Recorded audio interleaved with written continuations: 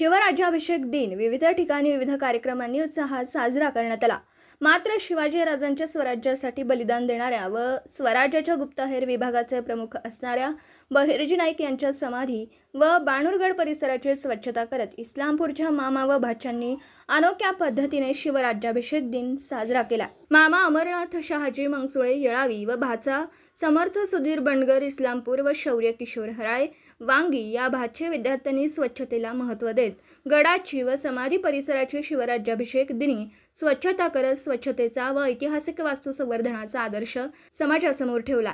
छत्रपती शिवाजी महाराजांच्या स्वराज्य स्थापन व विस्तारकामी अनेक मर्द मराठी मावळ्यांनी आपलं आयुष्य स्वराज्यकामी समर्पित केलं।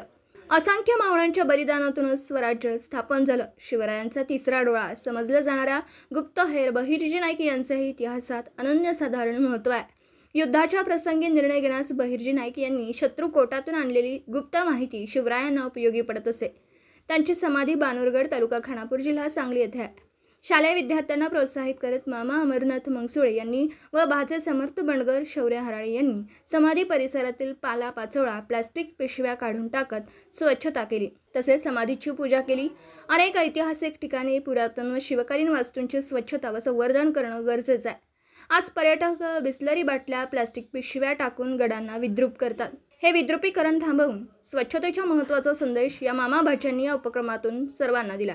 लेखनी सम्राट न्यूजच्या यूट्यूब चॅनलला लाईक करा, शेअर करा, सबस्क्राइब करा, बेल ऑन करा आणि पहा बातम्यांचे अपडेट्स।